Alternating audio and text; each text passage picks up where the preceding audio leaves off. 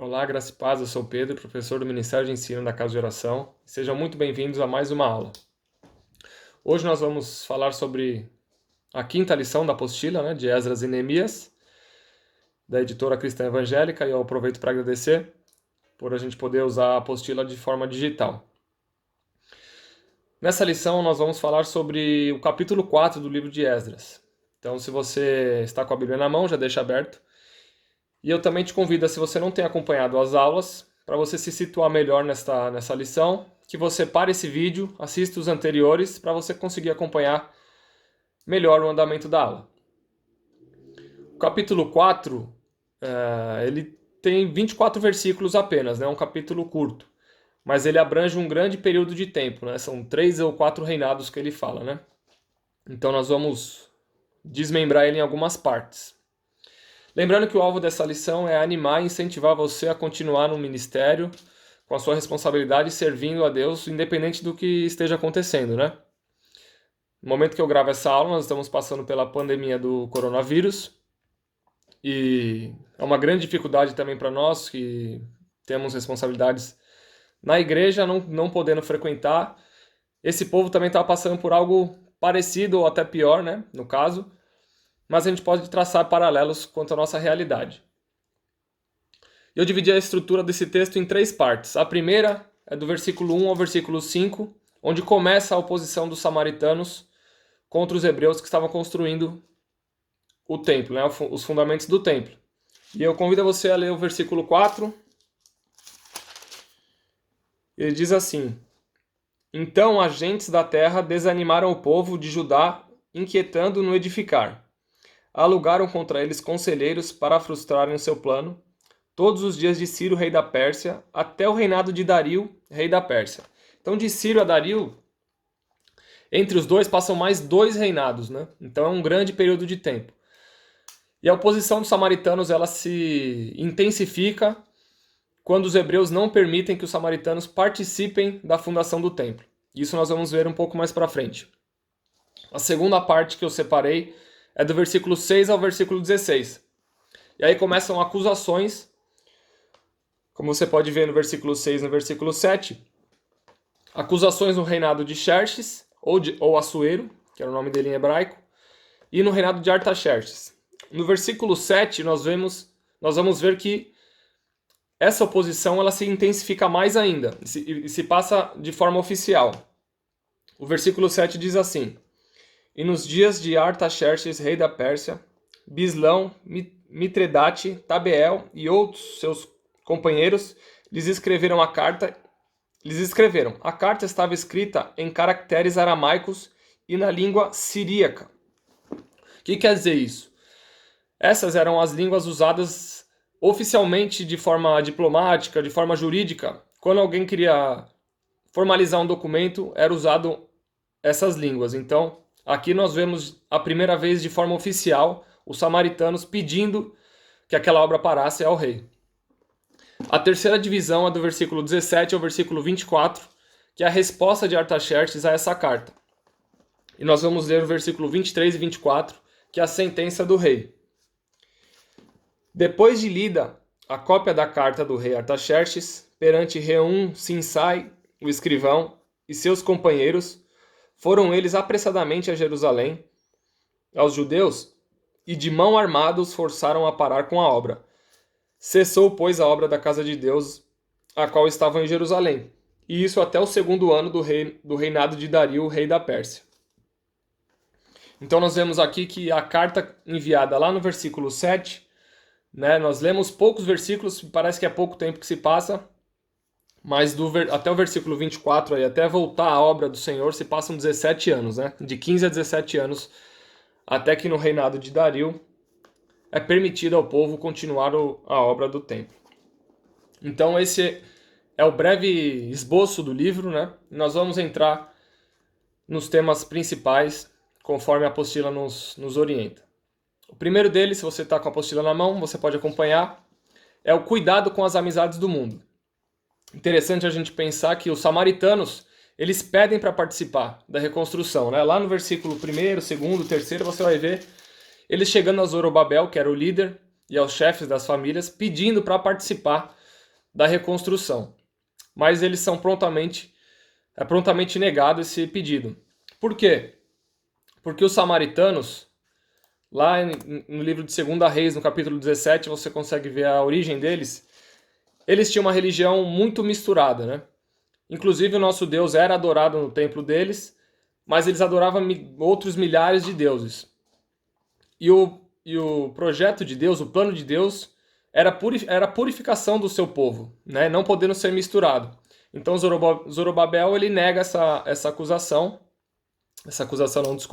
esse pedido de ajuda para fazer o templo por suas próprias mãos, né? O próprio povo de Deus, o povo hebreu, que veio do exílio babilônico, para construir. E logo que é negado isso, aí sim os samaritanos se tornam contra. E a gente vê aqui no versículo 4 novamente uma questão muito interessante. No versículo 5. Alugaram contra eles conselheiros para frustrarem o seu plano, todos os dias de Ciro, rei da Pérsia, até o reinado de Dario, rei da Pérsia. Os samaritanos eles chegaram ao ponto de pagar pessoas, né, próximas ao rei, para impedir, para tentar atrapalhar a construção do templo e dos muros ali da cidade. Então, como que um povo que oferece ajuda, ele tenta ao mesmo tempo, né, que é negado, paralisar a obra, né? Então a gente vê que o desejo deles não era que aquele templo simplesmente fosse construído, porque senão deixariam os hebreus construírem. Então quais eram os interesses dos samaritanos? Se não político e religioso na época, né? Eles sabiam que a nação de Israel, tendo seu templo de novo, Jerusalém, a sua cidade, edificada com os muros, eles voltariam a ser uma potência mundial, né? Isso não era de agrado deles. O segundo ponto é a pressão e perseguição do mundo, conforme proposto aí pela nossa apostila também.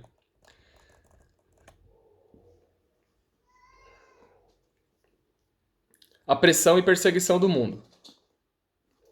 Mais uma vez a gente vamos lembrar aí dos samaritanos, né? E quantas vezes a gente, trazendo para os dias de hoje agora, quantas vezes a gente desanima na obra ou em alguma responsabilidade que nos é passada por pessoas que nem professam a mesma fé ou que, no fundo, não têm o mesmo interesse genuíno na obra do Senhor, como eles conseguiram, né, por um período de tempo com aqueles hebreus, né? É óbvio que a gente às vezes nos desanima por tantas vezes a gente ouvir, né, pessoas jogando a gente para baixo, ou não encorajando, ou às vezes pessoas dentro da nossa própria casa. Isso com o tempo pode nos desanimar também, mas que não é o desejo de Deus e nós vamos ver daqui a pouco isso. Então a pressão e a perseguição do mundo acontece de diversas formas, né? No livro nós vemos, aqui no caso, eles pagaram propina para pessoas atrapalharem a obra, desencorajaram os próprios construtores. Depois, de forma oficial, chegaram ao rei Artaxerxes. Também no reinado de Xerxes não é de forma oficial, mas também se aproximam do rei para pedir que parem. Então, de diversas maneiras, a gente pode se desanimar na obra do Senhor. E já para concluir a nossa aula, eu quero pensar em dois inimigos contra a obra do templo aqui, contra a obra do Senhor, né, o andamento da obra do Senhor. O primeiro deles é o externo, é algo que não vem de dentro de nós, ou que não faz parte, né, da nossa comunidade, mas é algo externo. Aqui, no caso, os inimigos externos eram o rei Artaxerxes, que tentou impedir, né, impediu por um período de tempo, e os samaritanos, né, no caso. Também tinha um povo de dentro de Judá que não professava a mesma fé, né, a fé cristã, a fé judaica, que também tentou impedir, né, e conseguiu por um curto período de tempo. Né, e não foi uma oposição curta, como a gente conseguiu ver, né, atravessou 4 reinados essa oposição, e até os tempos de Jesus ainda tinha uma rincha entre os samaritanos e os judeus. E é um perigo iminente também desse fator externo. E muitas vezes a gente nos deixamos abalar por fatores externos, né? Por pressões, por cobranças do mundo, do trabalho, da família. A gente vai deixando a obra meio de lado. E uma mais perigosa ainda, que é o fator interno, né? E isso nós só vamos perceber no livro do profeta Ageu, né? Que é contemporâneo, né? No 5º capítulo do livro de Esdras a gente vai ver esse personagem aparecendo, mas que ele nos deixa um relato bem, como eu vou dizer, bem perigoso assim pra gente, para nós cristãos, né? Então no livro do profeta Ageu, ele deixa claro que há um relaxamento do povo de Deus, né? Logo depois ali que o rei Artaxerxes pede para parar a mão armada, né, com o uso da força, a gente vê um relaxamento do povo de Deus quanto à obra, né? No versículo 1, no versículo 4 do 1º capítulo do profeta Ageu, o próprio Deus diz assim: porventura é tempo de habitar em casas com luxuoso acabamento enquanto a minha casa está em ruínas? E no versículo 9, no final do versículo, ele diz assim: ora, por que deixastes a minha casa sob escombros, ao passo que cada um de vós só dá atenção à sua própria casa e bens? Então, assim, se o próprio Deus está dizendo que o povo já não estava mais tão interessado assim no templo, na construção do templo, que foi o motivo deles terem voltado para Jerusalém. Então, existe aí um relaxamento, um olhar para dentro, um olhar para si, e a obra do Senhor ficar meio de escanteio. E esse livro nos lembra que há um plano maior do que o nosso próprio bem-estar, né? Então, como eu disse no começo, o alvo dessa lição era animar e incentivar a gente a continuar no nosso ministério, mesmo nesses tempos difíceis, mas o profeta Ageu também, nós vamos ver na próxima lição mais sobre ele, Zacarias, nos lembra que a gente tem que olhar um pouco mais para o reino de Deus e não só tanto para nossos próprios problemas, né? Então, nós nos vemos na sexta-feira, às 8 da noite, temos a nossa live, nós vamos conversar a respeito dessa lição, espero vocês lá. E semana que vem, a 5ª lição da apostila, é o capítulo 5 do livro de Esdras. Até mais!